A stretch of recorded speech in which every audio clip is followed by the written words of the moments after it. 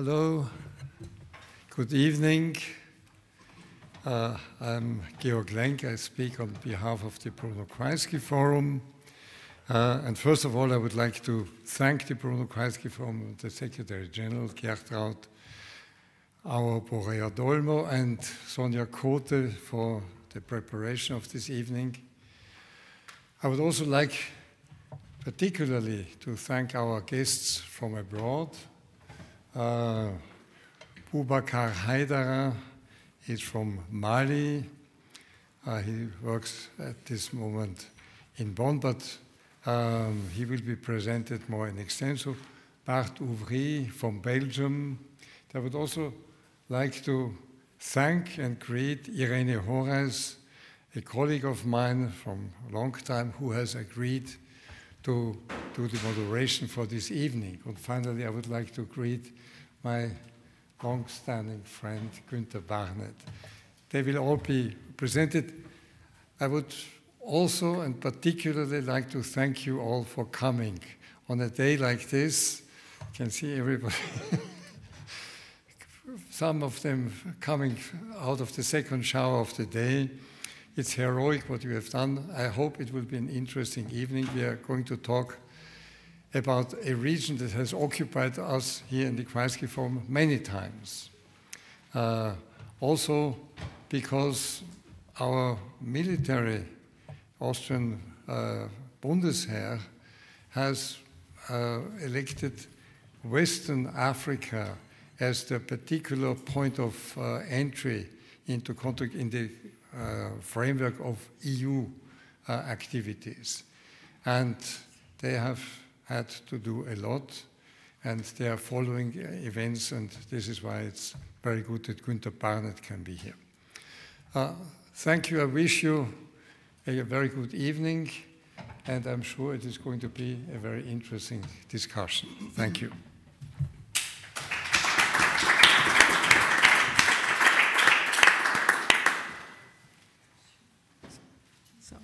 Thank you very much. Thank you very much to the Bruno Kreisky Forum for the opportunity to chair this panel. It's an honor and a pleasure for me, in particular because this particular panel and the topic of this evening has to do also with my personal career.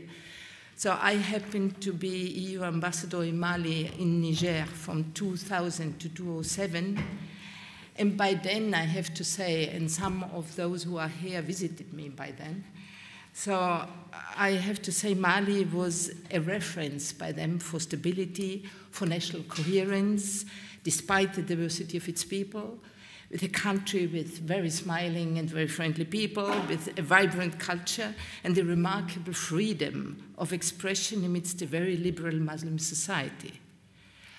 Bamako was by them le chéri of the international community and was selected as the place of very important international events, among others la Coupe d'Afrique des Nations, the Summit France-Afrique, the Joint Parliamentary Assembly ACP-EU, the World Social Forum, which is an anti-Davos gathering of civil society, which took place 2006 in Bamako. So everything by that time took place in Bamako. Was a kind of a center of convergence of international meetings and movements. So today, this will be unthinkable. Today, Central Sahel has become a reference for crisis and a reference for jihadism. The army has taken power by coup d'etat in Mali and in Burkina, in both countries, 2 coups d'etat ensuite. And a large part of both countries are controlled by jihadist movements and which have moved close to capitals. 35 million people are in need of humanitarian aid. This is more than 1/3 of the total population. It's huge. And more than 4 million people are displaced. And the jihadist movements are going further south, are advancing further south, and there are increasingly also attacks in the north of the coastal countries. So I'm talking about 15 years ago. So it's a very short time, unless you are very young. But for us, I think it's already a very short time. So how could this happen in such a short time? How could the multiple efforts by France, the EU, the US, the UN, the neighboring countries, the African Union fail to reduce violence? What happened to the peace agreement of 2015? How could Russia establish itself, become even popular in the region? And what does this mean for the future? And what is the way forward for the EU in that region? So there are many questions to discuss, and I'm very happy to be able here to welcome 3 real experts on the question. So to start, I will start by alphabetical order, so to be fair. So Mr. Günter Barnet, who is here on my right, is Director for Regional Cooperation with Africa and the North and Middle East at the Austrian Ministry of Defense since 2007. Mr. Barnet is a professional member of the Austrian Army. He studied political science, economy and communication science, and joined the Ministry of Defense as a deputy head of cabinet of the minister. He was also coordinator of the Austrian National Security Council. And from 2002 to 2005, he was member of the Wiener Landtag, and from 2004 to 2007, an elected member of the Austrian Parliament. So, next to me, Mr. Boubacar Haidara. He's a senior researcher at the Bonn International Center for Conflict Research.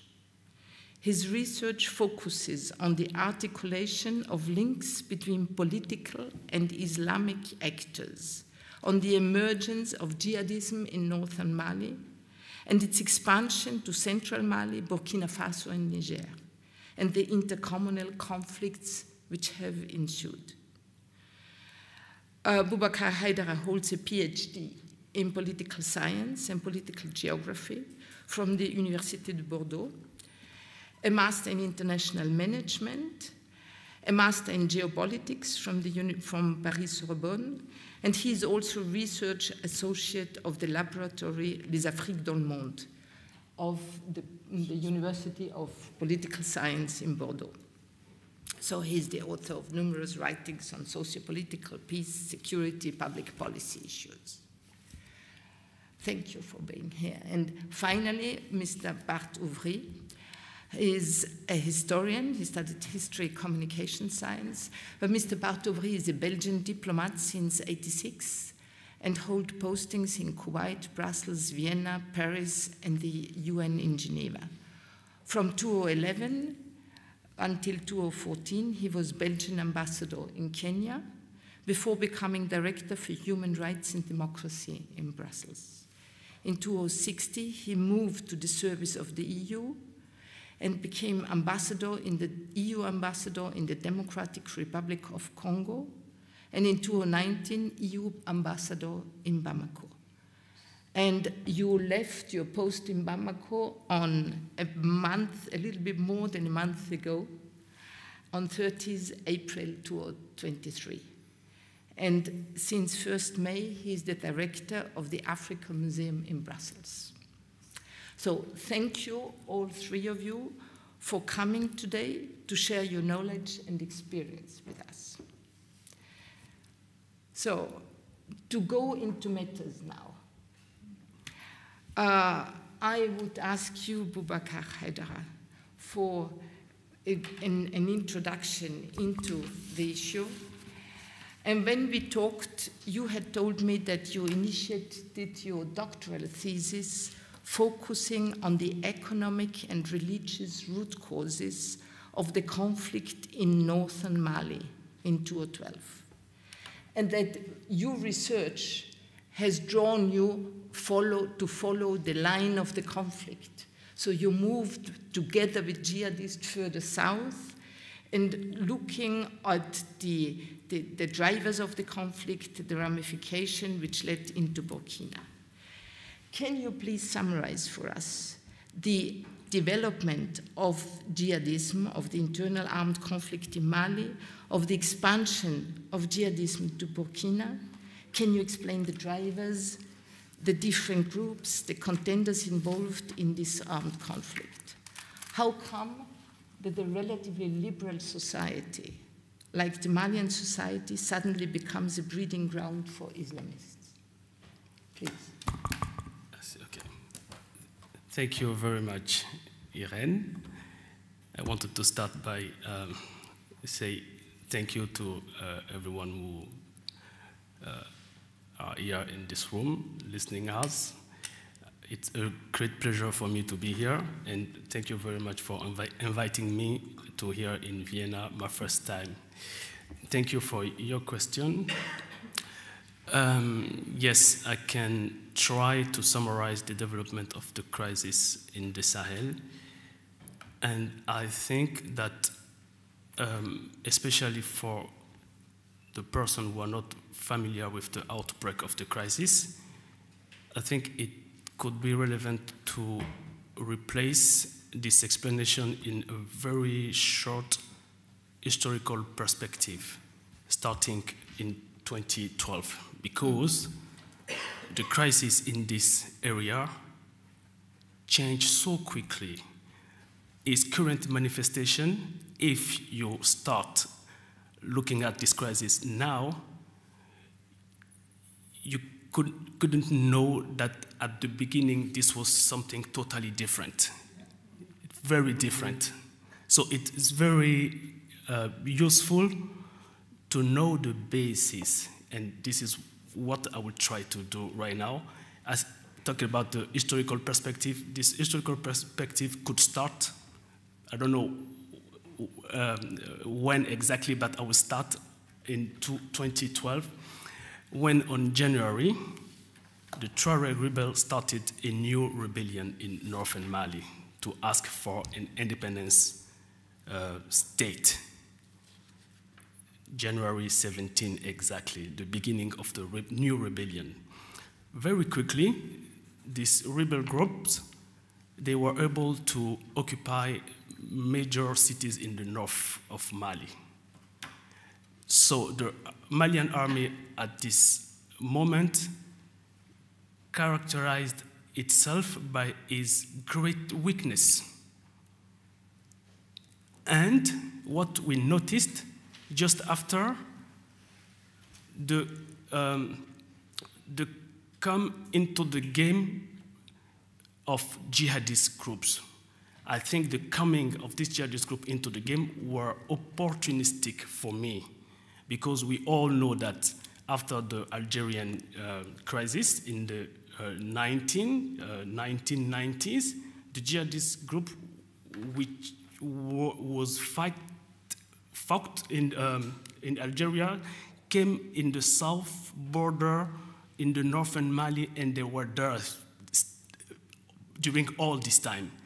And it was like the facility for the rebel group to fight the Malian army and take the major city gave some ideas to these jihadist groups. They may say to themselves, maybe we can also do the same. And they joined the rebel groups. At this time, there were only one group, MNLA, Mouvement National de Libération de l'Azawad. And together, they occupy the main cities of the northern Mali.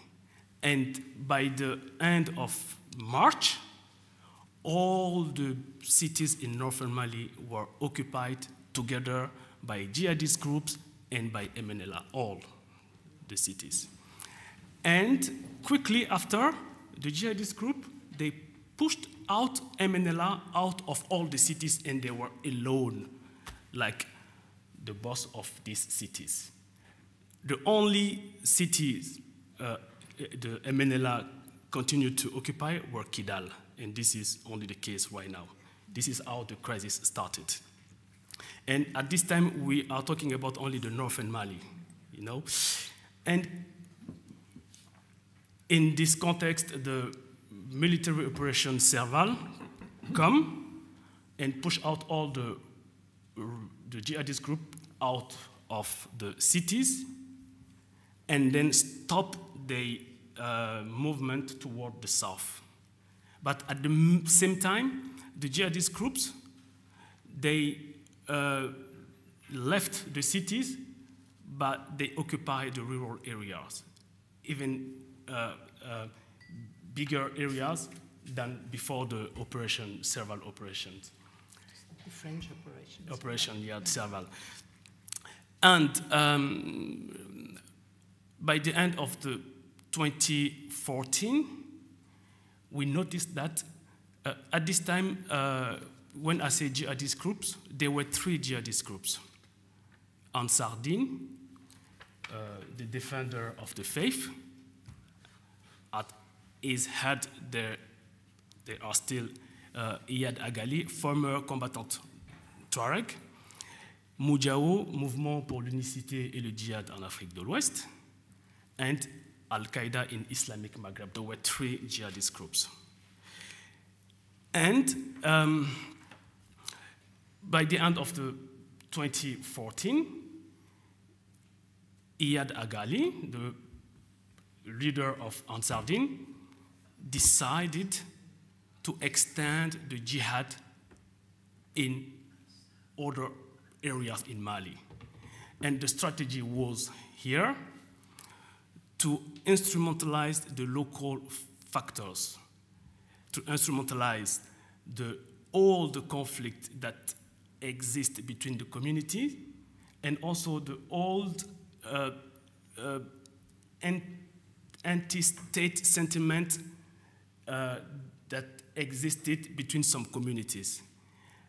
And then, in the same time, we were faced in the creation of a movement in central Mali, named Ansar Din Katiba Sud, which means, concretely, the South Katibat of the Ansar Din in north with Iyad Agali, and at his head there is a Fulani preacher, which name is Amadou Koufa.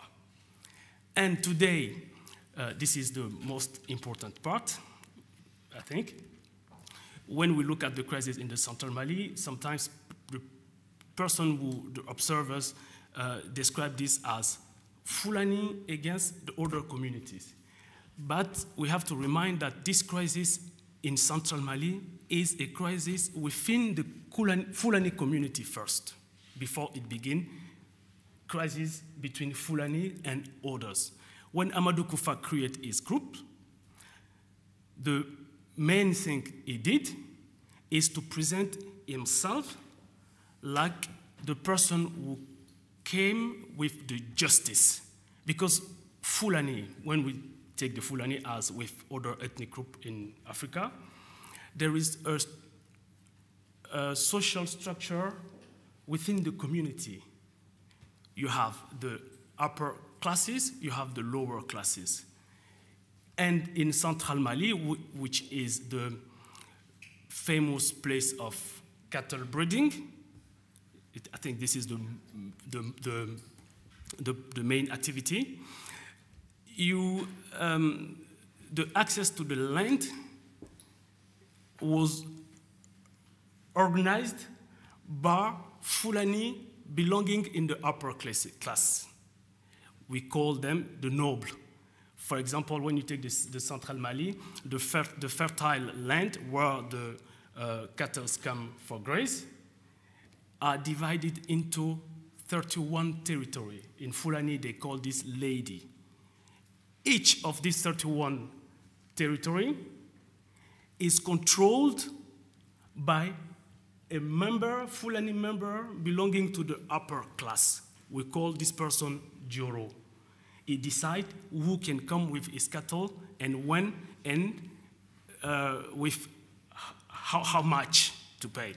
And Amadou Koufa came, and the first thing he did, he said to the Fulani of the lower classes, you don't have to accept this anymore because the land is for God and you don't have to pay this.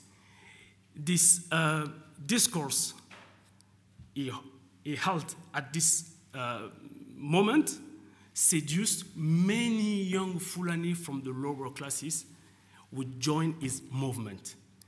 And then they took the arm to change the social order social order existing since the 19th century, since l'Empire Peul du Massina. This rule of structure the territory and giving the control of the territory to some person come from the Empire Peul du Massina. And Amadou Koufa came and wanted to change this, and all the young Fulani who was expecting from a change of social order, they joined his armed group. Then first, it was a crisis within the Fulani community. See? And then Amadou Koufa, when he noticed that his strategy is going to fail, then he associated itself with the Joro. And now they fix together the passage fee for the other Fulani who want to come in the territory, the fertile land, to graze. And at this moment, it was like the crisis was Fulani, all the Fulani were saying the same word. They have the same view now. And then the other community, especially the Dogon in the central Mali, they also started to organize themselves in armed groups to oppose these Fulani jihadist groups. This is the mentality in the central Mali. This is how the crisis, and now in central Mali, when I say central Mali, it's mainly the region of Mopti and also a part of the Sego region. But the activity of this Katiba Massina is mainly in the region of Mopti. And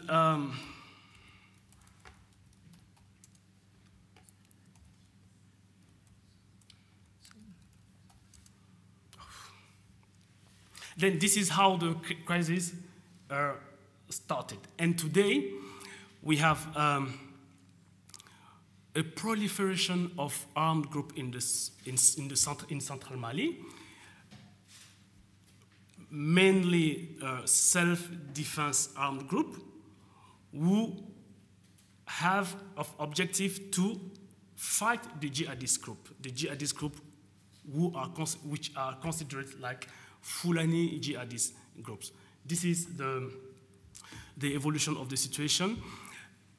And from 2015, we noticed that the crisis spread from the central Mali into Burkina Faso and Niger.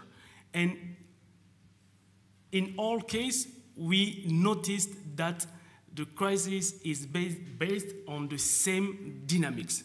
In Burkina Faso, it starts in the north, in the province of Soum, Sahel region, la région du Sahel. In this region, we also noticed the creation of jihadist group called Ansarul Islam. Ansarul Islam, who look like very much to Katiba Massina. His leader, Malam Diko, who is dead right now and replaced by his brother, Jafar Diko, is also Fulani preacher like Amadou Koufa. The same structure within the Fulani community in Mali is the same in Burkina Faso. The same discourse, Amadou Koufa instrumentalized in Mali, Malam Diko instrumentalized the same in Burkina Faso. And quickly, we noticed that a connection between the two men, Amadou Koufa and Malam Diko, and also many trips from Burkina Faso to Mali and the other side, from the two leaders. Boubacar, just to summarize, so thank you very much. I think we can follow that quite a long time, but just to summarize, so I understand that, or the question that's imposed, what is this? This looks like a socio-economic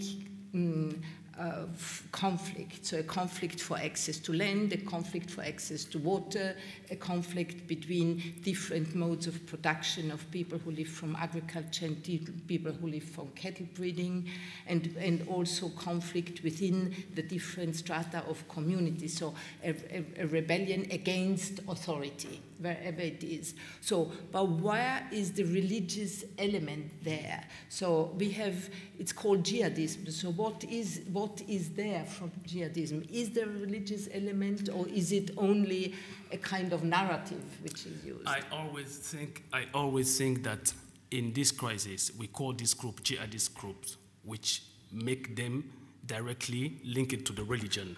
But in the dynamics, the economical, political, social dynamic are more perceptible than the religious one.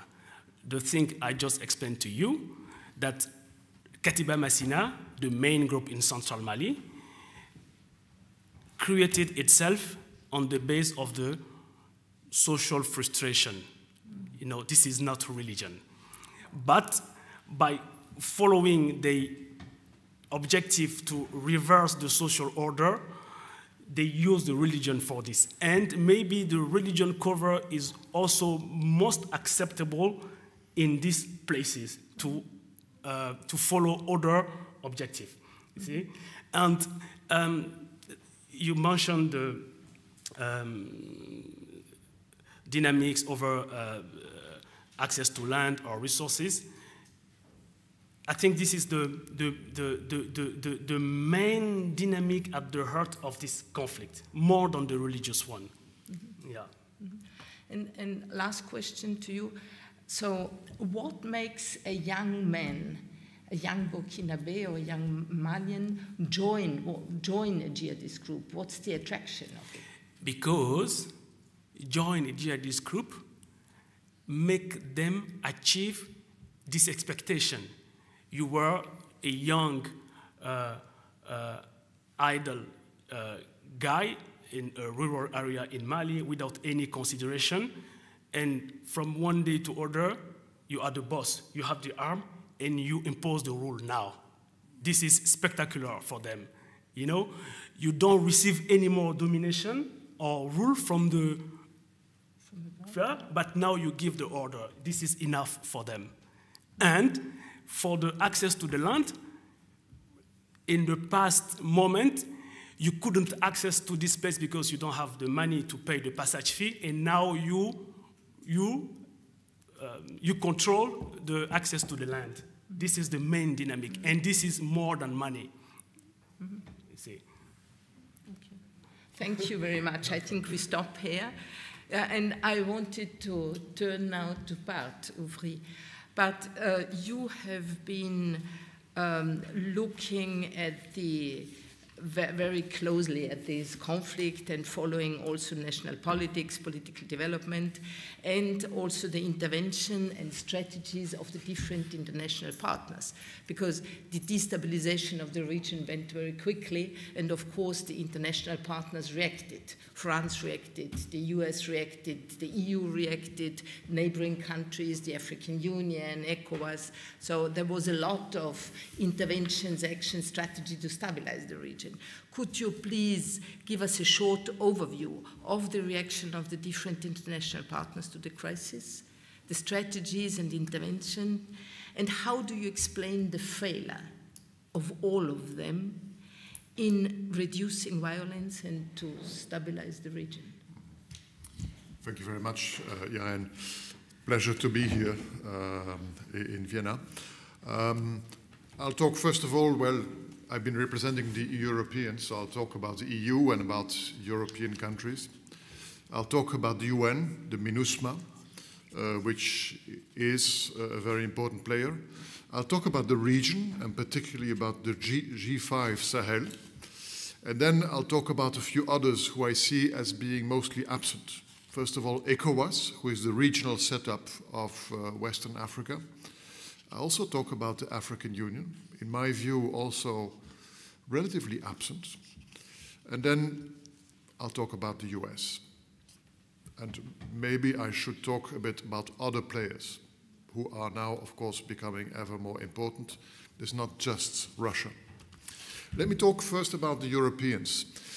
10 years ago, France intervened, as we just discussed, and realized very early on that this was not enough. We needed to do more.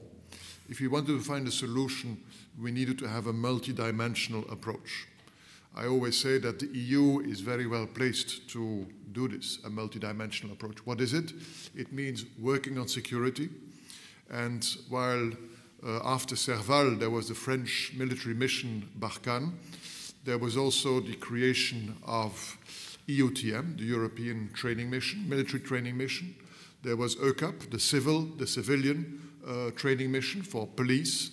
That started. I think they did a good job. They've done quite a bit in terms of training. They increased capacities. And of course, there was development, cooperation. There was not just the European Union. I think we spent in the best years up to 250 million a year. Germany, I think, largely did that, at least 150 million. There were others, of course, the French. There was Sweden, Netherlands, the Belgians. Many people came. So there was an enormous effort which had an effect. It meant that while there was an increasingly difficult situation in terms of security, we saw that the economy kind of stayed ahead. There was economic growth, and people said, why is that? I think it's largely because member states of the European Union came in. And of course, there was also the World Bank. There was support from the IMF. So there was quite some support.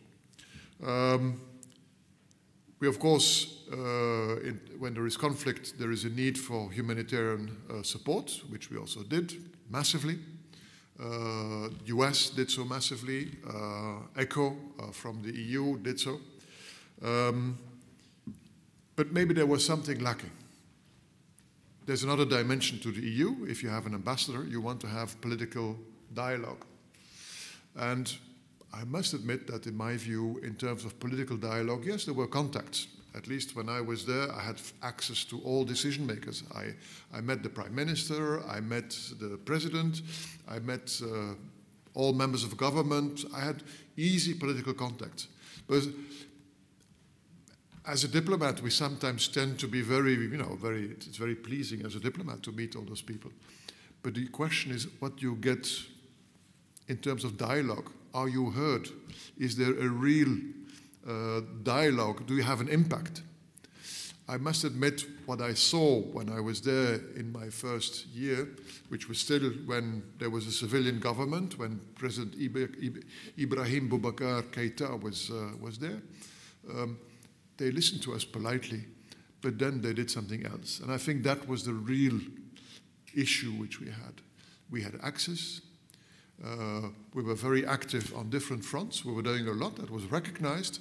But did we succeed in changing the way in which the governance of the country, economically, socially, for example, the reform of education? Actually, we did not see any real reforms taking place. So we were alarmed about that. But when you have such an enormous effort, it is very difficult to, say, well, we're going to stop this if you don't work with us, if you don't, do your part of the deal in reforming the army, in reforming the finances of the state. We were fighting, and I was asked by Brussels, you have to be more conditional. But when your effort is so massive, you are somewhat taken for granted. With the benefit of hindsight, I believe that was one of our problems. The second player was MINUSMA, the UN, which is actually all of us worldwide. There was an enormous effort, massively, with a presence mainly in the north and probably too late in the center, because Boubacar, you talked a lot about the origin of the conflict, and certainly there was a rebellion in the north, for which there was never a real willingness from the state, from the capital, to really go ahead on finding a political solution. Again, the politics. Then there was this crisis in the center. And I believe that MINUSMA, for a very long time, and all of us international community, we were looking at the north, because there was a peace agreement, there were talks, there were mechanisms, but actually under our nose, the center was going down the drain. And our reaction was probably too little too late, because we reacted. We came with the idea of establishing security centers, making camps where the police could establish themselves around that, do development. All of that was being organized, but it probably came too late, because in development, in cooperation, if you line up a project, it takes usually at least 2 years to just define it, to bring the finances, and then to make it happen in the field takes another year, 2 years. So the run-up is 4, 5 years. So our security efforts came early on, but the follow-up in terms of cooperation, before it had any effect locally, it took a very long time. MINUSMA was there. I think they really stabilized a lot of the cities, the regional cities, but they did not succeed in having this same effect outside the cities, because for that you need enormous means. And this is an enormous country. The whole Sahel region, on which Barkane in principle was working, it's as big as Western Europe. So you can say it's an enormous effort, 5,000 troops, but in terms of the area which you have to cover, it's nothing. So yes, our effort was tremendous, but it was too little. And that's why, and that's my third subject, that's the region. That's why the G5 Sahel was created. And there was enormous enthusiasm in the region. There was the expectations that we were going to create NATO for the Sahel. That would have, yes, there was an expectation in the mind of some. But laughing about the idea. For that, you need a locomotive, you need a leader. Who in these 5 countries, which frankly, they're all Sahel countries, but none of them looks at the other as being a natural leader. There's no US, there's no natural leader. So those 5 countries were not naturally tempted to cooperate. Their armies were overall relatively weak. And so if you have weak actors, some weaker than the others, certainly, for example, Mauritania is probably one of the stronger ones, it was not working because they were not getting what they expected. They told us, you're not giving us what we need. And we told them, no, we've given you all which we promised. But what we promised was not enough for really making a rapid shift. And I question, we could have doubled it, we could have tripled it. I believe changing an army, doing security sector reform, it takes political commitment, which was lacking, and it takes time. And probably the time needed, we just didn't get it because the armed groups increased. I'll talk very quickly, I'm too long. No, that's okay. I'll talk about ECOWAS. You would have expected maybe the region to play a role, the broader region, because they have abilities politically. It didn't happen for different reasons. For the fact also that the relations between the Sahel countries and ECOWAS were not so easy. It's also because it's a very mixed group. You have Nigeria there. Nigeria is a giant. The relation between Nigeria and the coastal countries and other the more French-speaking coastal countries is not so evident. So it never really worked. And when there was the crisis, when we had the coup d'etat, when we had the military coming, there ECOWAS kind of overreacted. And the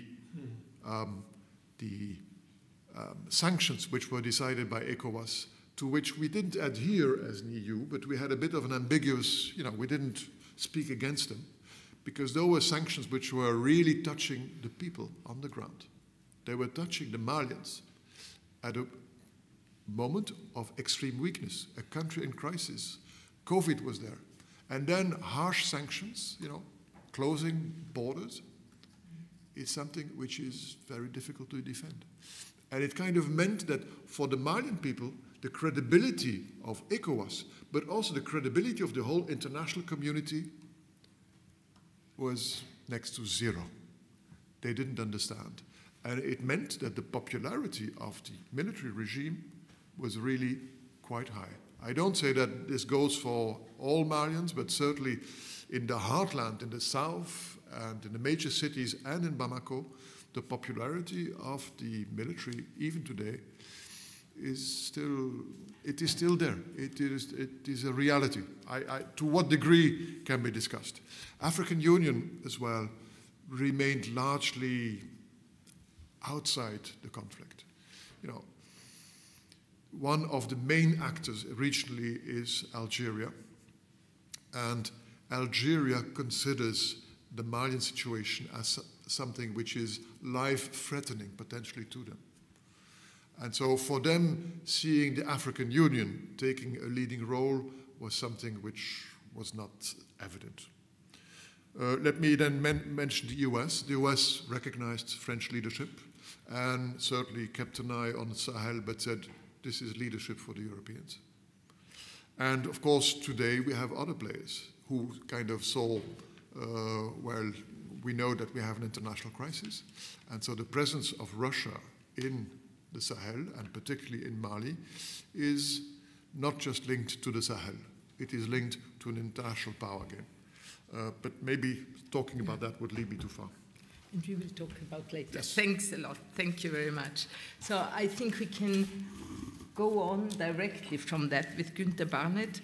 Günter, Austria was actively involved in the different armed missions. Austria played a prominent role at the EU level and also in the EU training mission, but also in MINUSMA. So, and after the coup d'etat in 21, the Malian government asked for Russian support and got it through the Wagner Group. They asked at the same time, the French army had to leave Mali in 2022. So Operation Barkhane had to was relocated to Niger. And a few days ago, we heard all that the Malian government has even requested the retreat of MINUSMA. So as you are in the middle of these movements also, and you know very well the different forces that I'm talking about. So can you explain a little bit what happened to the EU training mission? Are they still there? And what went wrong? So, and what does this mean now? Do all the Western partners leave Mali, or have they all left? So where are we now, and what does this mean? So thank you. Very broad questions. And I would like to start with the last one. What went wrong? You could say everything. Just very simple. Everything. It's too simple. Yeah, it is too simple. I try to explain it. But it's very personally what I will say now. First of all is when the missions, or after the insurgency, and there were different missions. Boubacar explained there was the French operation going on in various forms from 2012 onward, when it came to an end just recently last year. And there were other military missions, as you explained. There was the idea of, could this be another Afghanistan? And on one side, would it be better than Afghanistan because of all what we have learned, what we did wrong in Afghanistan? This was, how to say, the positive connection of this question. And then there was the negative connection of, we will fail again like we were failing in Afghanistan, what we just saw 2 years ago, but already 2012, we know we are now more than 10 years in Afghanistan, and what has changed is it become better or worse. And I was sitting not here, but in the other room, right shortly after we began our first participation in EUT Mali. I was there for one of my former generals, Major General Pucher, and I spoke in broad words how wonderful it would be that we will be there. And actually, I thought, no, it is a complete stupid idea. We will lose that war, but it's something that I could have not said at that time. So why do I come to this explanation? I would try to qualify that kind of, I say war, okay, an insurgency war. I would call it one kind of insurgency war, which has different layers of conflict, military, diplomatic, political, socio-economical, and a lot of others. But from our point of view, it is still some kind of war. It's an insurgency war. And sometimes the people then they're called terrorists or jihadists or whatever, because it makes it very easy for us to fight against them, because it's legal and it's legitimate to fight against them. With insurgents, it's a bit more difficult. These are people that have mostly, as you explained, a political narrative. They want to change the situation. They think it's against them. They think Bamako gets all the money from the West and just a bit to the Tuareg, and they suffer more from climate change and all those things. So it's also theirs that should have, that's also their money. So these kind of insurgency wars can neither be won militarily, nor can they be won without military. What we would need is a grand strategy, all the international community, together with the local governments and populations, on how to change the overall situation. And I do not mean only the security situation. I mean all the different layers of the conflict. But I think we will never have this grand strategy. We could never agree with the that time Malian government on this grand strategy, because they have complete different interests. Their interest is not to get loose of political grip in Greater Bamako. And they, from my point of view, do not care about the rest of the country. It was never in their interest. Northern Mali did not interest them. As long as the Tuaregs did not, an insurgency, they didn't care about them. But they also don't want them to split. So even if we would have one grand strategy, we would have needed one security strategy for all the different actors, and Bart and the others have already mentioned it. So when the mandate was given to MINUSMA, the situation for MINUSMA was completely different than it was over time. So it was a bad mandate, a weak mandate, but it was the mandate that could be agreed in New York and together with the Malians. But did it change over time, likewise with the EU mandate? No. I can give you an example of the EU to Mali. When we had Force Commander in 2019, we had a so-called strategic review of a mission that was already ongoing for nearly 7 years, and we still have one again today. So, but what then happens always, there is no real strategic assessment of what went wrong, because nobody wants to hear that. If you are force commander of EUTM Mali for a 6 months period, which is quite too short, and it's rotating between different European countries, very often the Germans, because they were interested, the Belgians, 2 times us. I think we was fighting much above our weight when we took over the first command in 2019. 2021 was much better. You do not write back a report to Brussels as a 6-month force commander from Austria that everything runs badly. You write back, oh, we are so wonderful. And if you write your strategic review, it's not a strategic review, it's some tiny little changes of things that it might look a bit better, but it's not a strategic review. I can tell you from what I see now with EUTM Mozambique, the Portuguese do it, there are only 2 Portuguese force commanders, they do it completely different because they think it's their mission, they take over all responsibility, and by now it is running good, but still the 2 Portuguese force commanders write, I read the reports every week from them, they write what does not function, what is not running well. And they think that over time, and this brings me to another point, it will also go wrong in Mozambique, if not that, and that is be changed. So that brings me to the point of this idea of the 3 years window of opportunity. Oxford professor Paul Collier has done a very, very large study on that kind of different wars, and his argument was that you always have a 3-year window of opportunity after the defeat of, like the French did in 2012 with the insurgents, where the people are willing to have a transformation of the political situation because they think it will afterwards be better than before. And they are willing to accept some kind of changes. But if you do not see within these 3 years a real political change, a real change of their political situation, of their families in the daily living, they might go back over time to the insurgents. As long as they create, and we discussed it before, as they create more stability and do care more, maybe a bit more on the daily needs the people have, then the international community, and then their own government. So there is a theory that these kind of insurgency wars can either be fought on a people-centered approach that might lead to a positive outcome, or an enemy-centered approach. And I think most of them have been fought in Afghanistan and as well as in Mali, and from the French side and from others, on the enemy-centered approach. They concentrated on those people Boubacar has mentioned, on these specific leaders.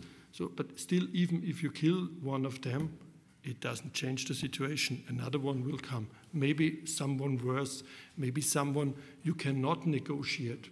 Maybe you could negotiate a bit with the one before because he was very well known within his community. He had power within his community. If you negotiate with him, if you get an agreement, he will have enough power to get this agreement into his group.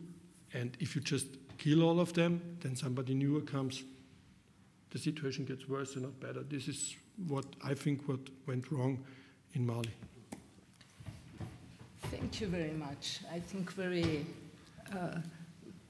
good and very complete explanation also of what went wrong. So, but let's go to the situation today. Mm-hmm. So we have today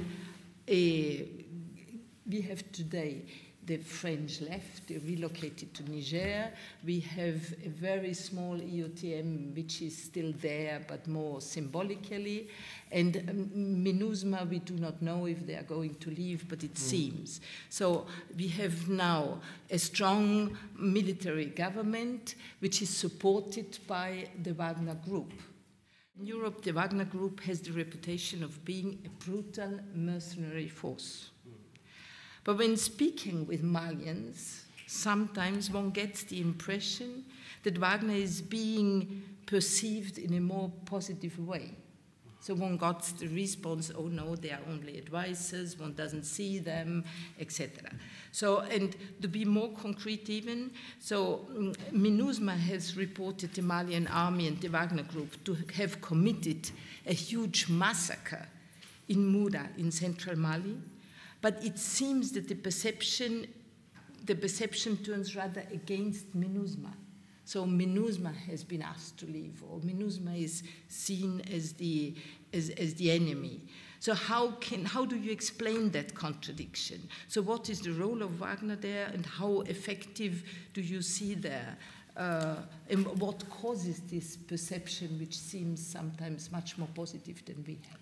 So what happened then, actually, when, with the massacre in Moura, which MINUSMA published? Do you think about that this was the reason why MINUSMA, in reporting the human rights violations, it was why MINUSMA is asked to leave? Let me talk a bit about the environment. This is a very environment for very populist government. The Malian prime minister, certainly during his first period, he became ill, and then he's a bit less active now, much less active. But he knew how to talk to the Malians. And he has systematically chosen scapegoats. The best possible scapegoat was, of course, France. Because I must admit, even the elites, when I was there, when Barkhane was still, active and was accepted by IBK, Malian elites would tell me, we don't understand. You people, you can find a needle in a haystack with all your observation equipment, which of course is not absolutely true. And you can observe someone on a bike, and it's very difficult to see whether that person is a hunter or is a jihadist. So they really didn't understand that an army like the French could not come to terms with what they perceived as being a bunch of terrorists. They didn't realize that this was much more. In the bubble of Bamako, you don't really understand what is happening, because most Malians will avoid to travel in their own country, at least the elites and those who live in Bamako. Of course, there's many Malians who have their origin there. So this scapegoating has been going on. And so after the French, the next scapegoat was MINUSMA. MINUSMA as well. people see that much money and many resources are going there. These are foreign troops. In any country, having foreign troops is rarely popular because there is always a nationalist reflex like, why do those people act here as if they're in, as we say in French, territoire conquis, as if they are in conquered territory. So any military mission which overstays, and I like this 3-year period, this window of opportunity, when after 3 years you have not been able to make a difference, you get bogged down because all your adversaries, they kind of know your procedures, they know how you act, they observe, and they know how to counter or how to avoid MINUSMA. And so once such an international mission is there for a certain duration, I've seen it in Congo, where MONUSCO has been overstaying its welcome as well, and where the population doesn't trust them, well, you see the same inevitable mechanism. And so maybe we have to think again about our international missions, which are very static, which tend to stay very long. We know that some missions are, and I think in Cyprus it works quite well, but in other places it just doesn't work. And while I'm very hesitant because I know that the risk of seeing MINUSMA going for Mali is enormous, I can understand that the people kind of wonder, they're overstaying their welcome. What are they doing for us? Mm-hmm. Okay, thank you very much. So I think we close a little bit this chapter of Mali and look at Burkina. So my question to Boubacar was, how do you explain that this conflict spilled over so easily to Burkina? And Burkina in 2020 was the fastest growing crisis in the world. So it was extremely fast from kind of a stable country, so going to a country where we have nearly 2 million people displaced within the country, and Burkina is a relatively small country. So are the social patterns equal everywhere? Is the basic conflict equal everywhere? Or what do you think is the goal of the jihadists? How united are they? And do you think that they intend to establish, or they have the intention to establish a caliphate in Western Africa? Yes, the crisis spread to Burkina Faso. The first factor of this is the porosity of the borders. Mm-hmm. This is the first factor.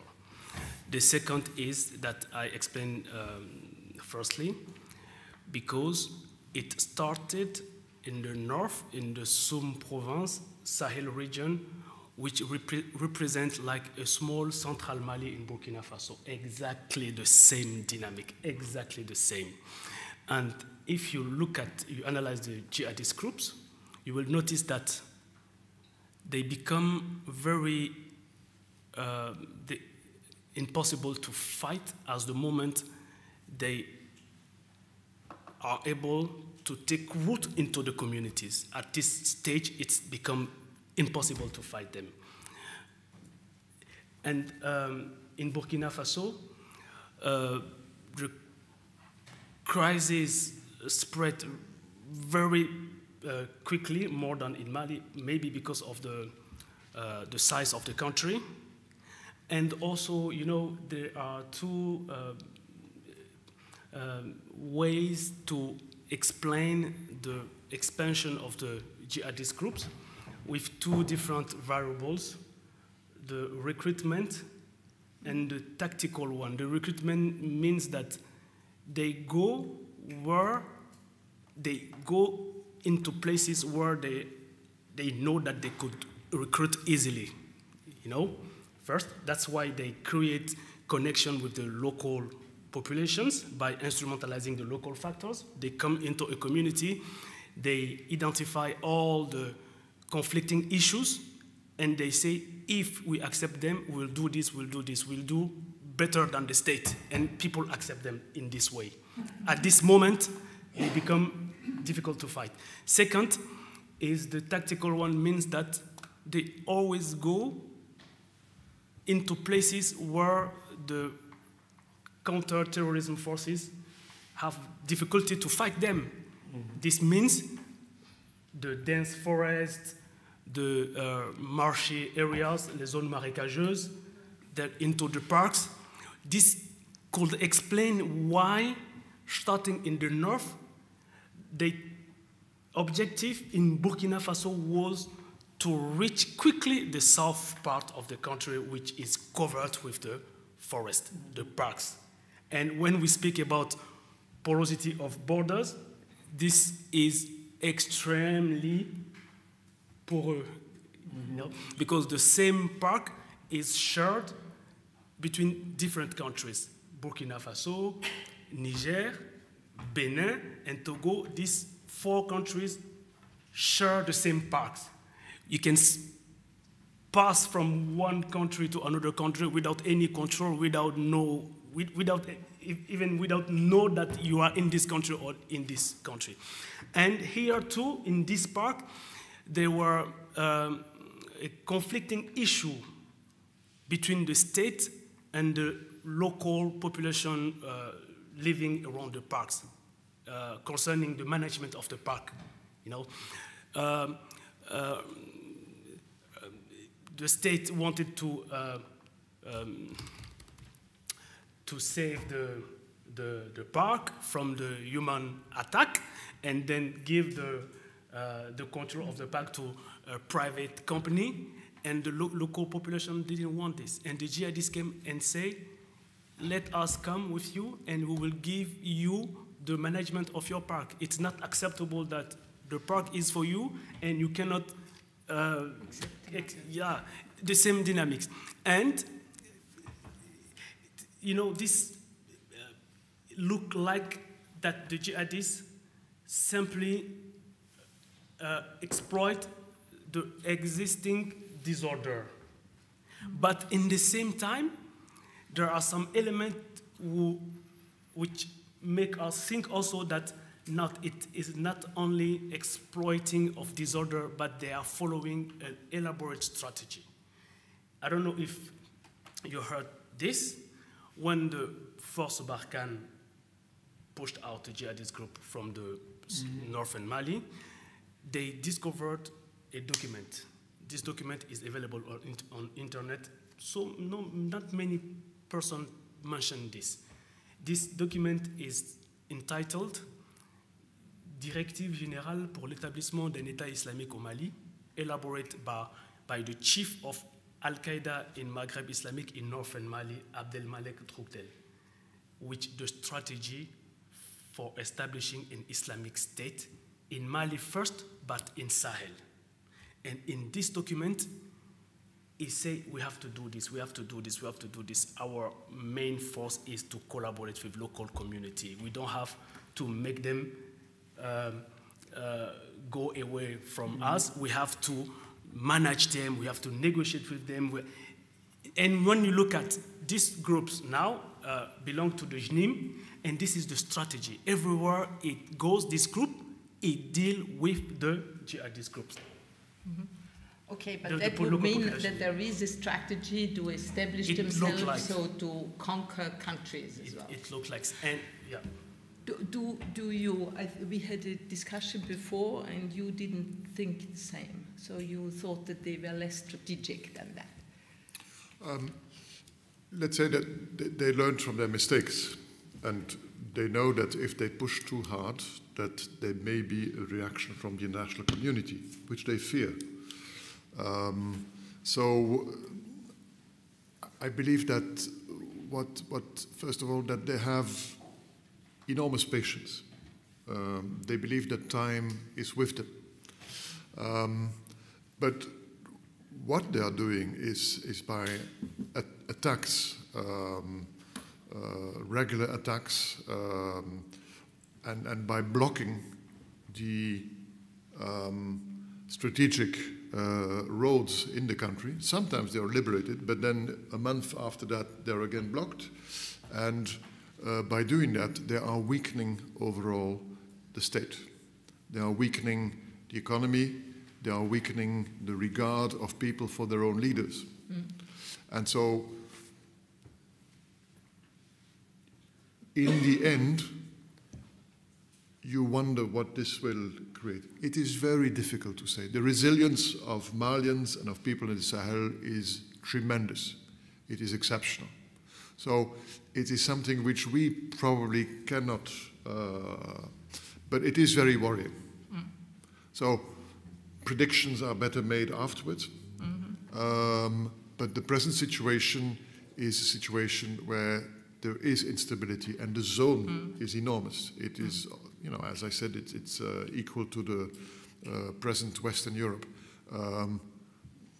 Do you want to have the risk of seeing it destabilized the way other, if you look in the same region, in the same climatic zone, look at Somalia, for example. What we see there, Somalia has been completely destabilized. There is no Somalian state.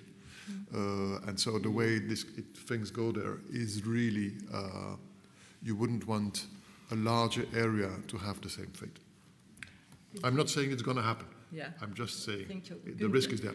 Günter, just a question, last question on Burkina. So do you see also on a bigger page the situation parallel to Mali? So you have the conflicts, you have the coup d'etat, you have anti-French demonstrations. Most recently, the Burkina government has welcomed the Malian request to withdraw MINUSMA. So do you think that we will have Wagner in Burkina in the short term as well? No. I don't think they will take Wagner in. They don't need it.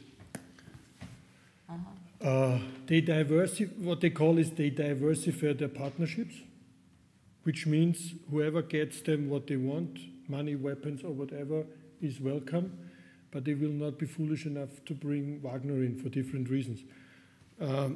First of all, they have a very, very traditional way of how they think they can solve Burkina Faso problems, which they cannot at the moment, which they could some years ago, but this government cannot for various reasons.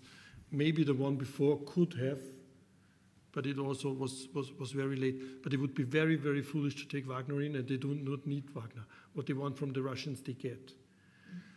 And I mean, Burkina Faso is, what went wrong in Burkina Faso? Burkina Faso went wrong after the coup d'etat. When was it, the first one, 2015? Yeah. Yes. Because you shouldn't forget that most of these groups, we call them whatever, jihadists, terrorists, whatever, they are also criminal gangs.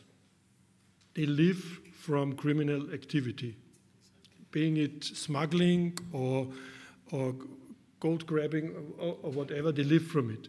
And the system before 2015 had it under control with the intelligence service, the Burkina Faso intelligence service, and with the presidential guard.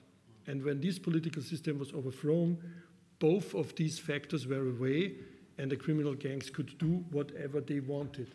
And that's when then outsiders, what we really can call jihadists, sneaked into the groups, and it is like Boubacar said, they have a grand strategy on how to grip the land and to take out what is in their interest. And it will not be the same as with ISIS, because ISIS did not interest us before the attacks in Paris were, the attacks in Brussels were, and before they get very close to Baghdad and to the oil fields of the Kurds. In 2019, the European Union wrote a piece on how to stabilize the greater tri-border triangle without having more spillovers to other regions in Burkina Faso. You know it. The paper was written. What was done? Nearly nothing in operationalizing it. And then came COVID. And with COVID came a massive stop of all the interventions. And then also Task Force Takuba went down and all those things. So there could have been a trigger point in 2019. From my point of view now, it is over. They lost more than 60% of the grip of the country there. It will spill over to Benin, Togo, Cote d'Ivoire, Ghana, and to the north. And even Niger, I do not think that Niger, everybody's now looking at the Niger and the EUPM. That's also wonderful. I wouldn't, how to say, bet my house on Niger. No, I would not. That's the question which I wanted to ask you, and I ask you for a short answer. So, one, Niger is currently kind of celebrated as the most stable country and as the best performer in the region. Yeah. So, however, I know Niger, so I have served there. I know that's absolutely the poorest country in the world.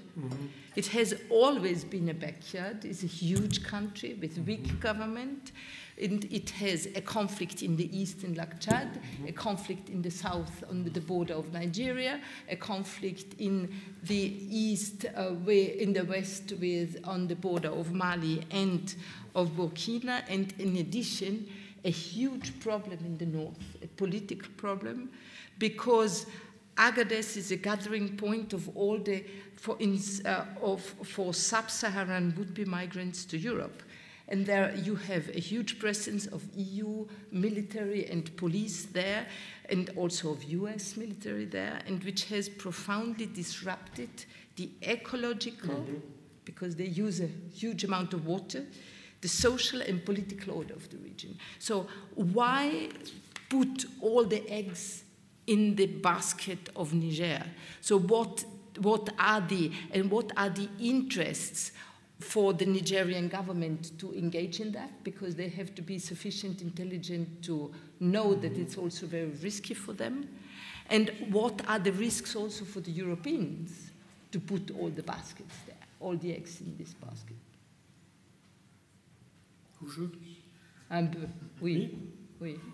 I'm not an expert I'm not a real expert on Niger, but the thing I see is that the government is very careful on the question of how much intervention from the outside do we accept. So everybody speaks about the so-called very light footprint of the European Union and others, and also from the French. I mean, the French deployed the troops to there, but what the Nigeris allow them to do is not the same as the Malians allowed them maybe some 6 or 7 years ago. They would never, if they would do, if the Nigerian government would do, they would immediately get into the same problems.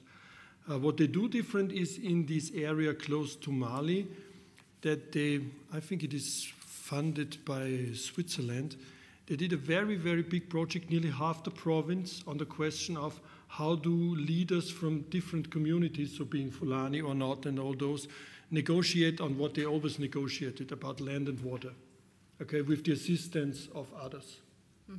So they do this much more clever than it was done in Burkina over the last years and in Mali. So maybe this will be better. I would not guarantee it. And as you mentioned, the economical situation was, I mean, nearly everybody got his money from, nowadays we call it smuggling, but in the ECOWAS time it was not smuggling because it's free personal movement between the ECOWAS. So everybody was used to go to the northern border of Niger and then go to Libya because it was fine at that time. And every taxi driver was getting his money. Now, if we stop that, which we did as European Unions, because we don't want this migration from there, I have my personal doubts if Niger also would stay that stable as it is now. It is better geographically. It's much better geographically than the other areas. Boubacar mentioned it about the question of the forests and all those things. That is not true for the north of Niger. There is desert. You cannot, I mean, you can hide in the desert, but only just a few, not big groups. But I wouldn't bet on them, no. It sounds good. It sounds good. We left it. What should we say? We left Mali. We didn't. Actually, we wanted to be in Mali. We were driven out. So now it looks. It's a good narrative to say, oh, we went to Niger. Now everything is better there. No, we were driven out by the Malians. This is also true. This is the reason why the French are now in Niger. They didn't want to go to Niger. They wanted to stay. So, I thank you. Thank you very much.